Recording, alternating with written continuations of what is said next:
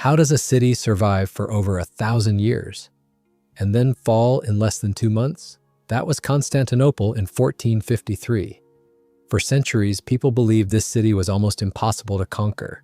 Armies came for it, empires dreamed of owning it, but the walls kept standing.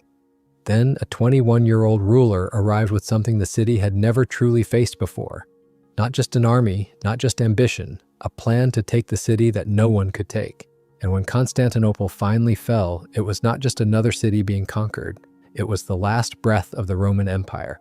To understand why this mattered, start with the map. Constantinople sat between two worlds. Ships moved past it, trade flowed through it, armies had to think around it. If you controlled the city, you controlled one of history's most important doorways.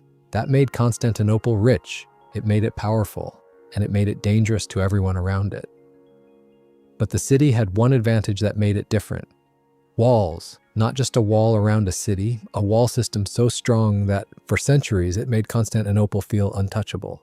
From the outside, the city still looked impossible. But here's the part people forget.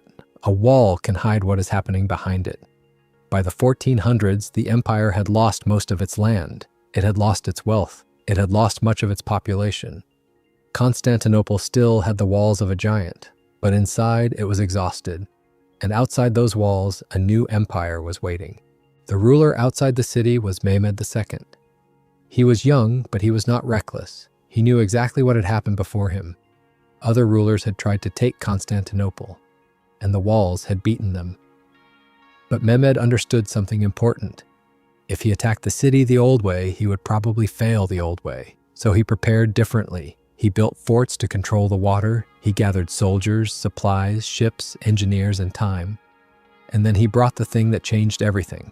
A giant cannon. Think about what walls were designed to stop. Men with swords, ladders, arrows, siege towers. But gunpowder changed the rules. This cannon was not fast. It was not easy to move. It was not easy to fire. But when it fired, the wall felt it. Stone cracked. Dust filled the air. At night, the defenders repaired the damage. Then morning came, and the cannon fired again. The wall was still standing. But for the first time, it felt mortal. Still, Constantinople had another defense. Its harbor was blocked by a giant chain. Ottoman ships could not simply sail in. For the defenders, this mattered. The land walls were wounded, but the harbor was still safe. At least, that is what they thought. Mehmed looked at the problem differently. If his ships could not go through the water, they would go over the land. That sounds ridiculous, but it worked. Ships were dragged over hills on wooden rollers, and then somehow they appeared where they were not supposed to be. The chain was still there, but now it was useless. Now Constantinople was being squeezed from both sides. The cannon attacked from the land.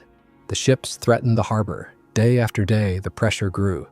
The defenders kept repairing, the cannon kept firing, food ran low, sleep disappeared, hope became smaller. But the city still refused to surrender, so Mehmed prepared one final assault. Before sunrise, the attack began. The first wave hit the walls, then more came, and then more.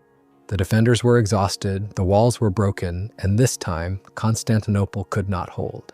But here's what made this moment so much bigger than a siege. This was not just the fall of a city, it changed trade, it changed power, it changed how Europe and Asia connected. And it ended the last living piece of the Roman Empire. For over 1,000 years, Constantinople had been the city that could not fall. But history does not care how long something has stood. Sometimes all it takes is one ruler, one new weapon, and one crack in the wall.